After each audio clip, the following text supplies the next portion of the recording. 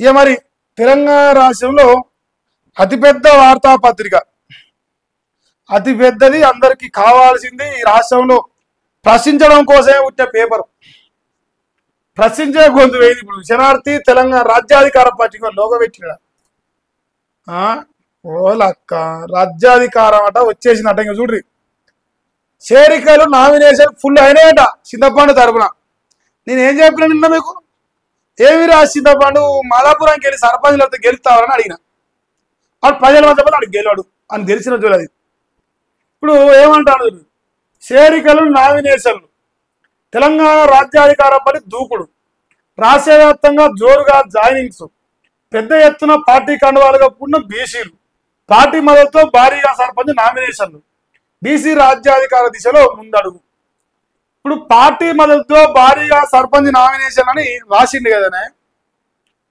12,733 గ్రామ పంచాయతీలల్లా నీ సర్పంచ్ అభ్యర్థులు ఎంతనో డేటా బయట పెట్టరా.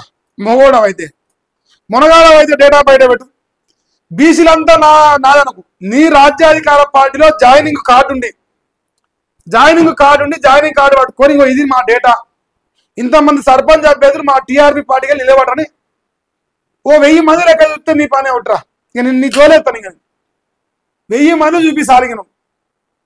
10% నామినేషన్లు, భారీగా నామినేషన్ అంటున్నాగా, ఆ భారీగా నామినేషన్లో 10% పడ్డా గ్రామ పంచాయతీలల్లా. ఇక నేనేమంటే నీ వార్తలు పనిచేస్తా. ఇక నీ పేపర్ ఓపెన్ చేయపో, నీకు ఆఫరు, బంపర్ ఆఫరు. ఇక నువ్వు పైసలు ఇచ్చుకోవద్దు, నేను తీసుకుంటొద్దు, నువ్వు నన్ను బతలాడొద్దు. సింపుల్గా ఈ పని చేద్దామంటే నేను రెడీ.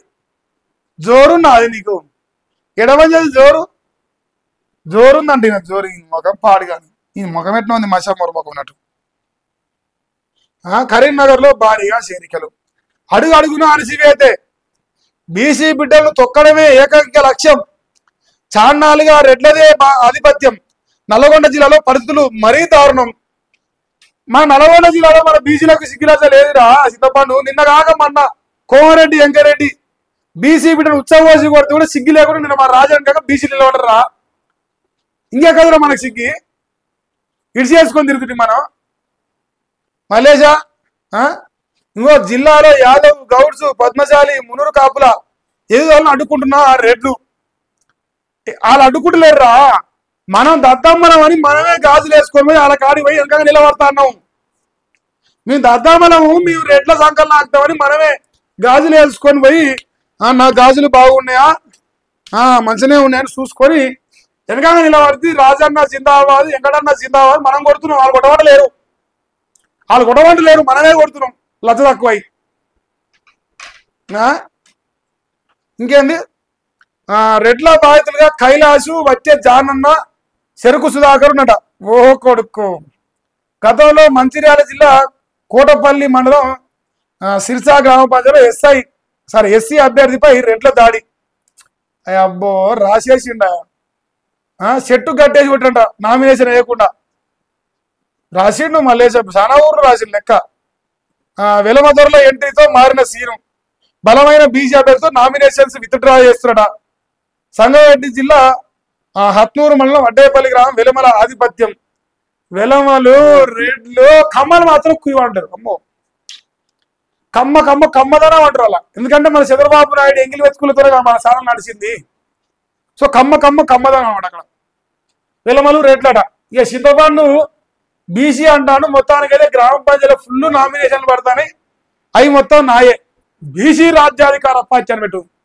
ఇక మన తెలంగాణ రాజ్యాధికార పక్కన పెట్టేసి బీసీ రాజ్యాధికార పెడితే బాగుండదు అని భయమైంది. మళ్ళీ వేరే వాళ్ళు ఓటేరు అని. అందుకే వాళ్ళు తెలంగాణ కలిపింది ఆయన. ఇక చూడు, కడుక్క వెంకయ్యరెడ్డికి బీసీలో పోటు పడదంట. బొత్సువాడు ఏడవడదు పోటు, ఎడవడదురా పోటు. లతదాపినాడు ఇప్పుడే చూసి అన్నకన్నా మా వాళ్ళు నిలబడుతున్నారు ఆల్రెడీ. నిన్న అన్న నోట్లో ఉత్సవం పంపించాడు. ఇలా తమ్ముడు వెనక మళ్ళీ బీసీలు నిలబడరా. గంత లతదాక్కువ మనం. మనకెక్కడ ఆత్మగౌరవం, మనం చేతి ఇప్పుడు ఇడుచుకొని బతాను. మనం గాజులు వేసుకున్నాం. మనం ఇప్పుడు మనకు సిగ్గు జ్వరం ఉన్నదిరా.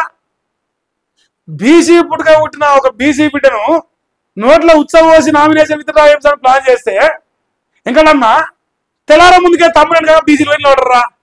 వీళ్ళు కట్టర్ రెడ్లు, మన కట్టర్ బీసీలో కాదు, మన లతలకో బీసీలో అయినా వాళ్ళు లజ్జున్న రెడ్లు అయ్యారు. వాళ్ళకి లజ్జ ఉంది, సిగ్గుంది, శర ఉంది వాటికి వాళ్ళు బరాబరుగా బీసీలు తొక్కేస్తురు. మనకు సిగ్గు లజ్జ ఏది లేదు కాబట్టి మనం ఇడుచుకొని రెడ్లను లేపుతురు. ఇట్లా నిన్ననే ఉత్సవసిరి తిరుగుతారా? ఏమిరా మల్లేశా నువ్వు పోటు అంటాను, బొత్సులో పోటు ఏడేందిరా పోటు నా గణపల్లె ఎక్కడన్నా కదా పోటట.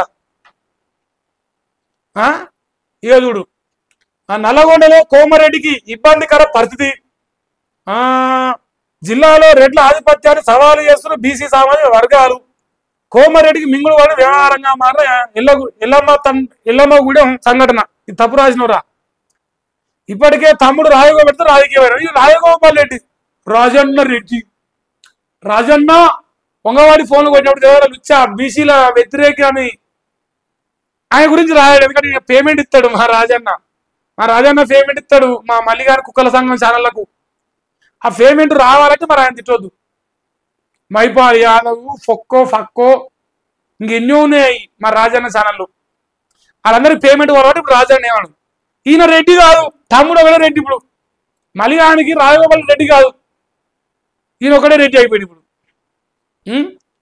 జిల్లాలో ఏకాక అవుతున్న రెడ్డి మంత్రి గారట.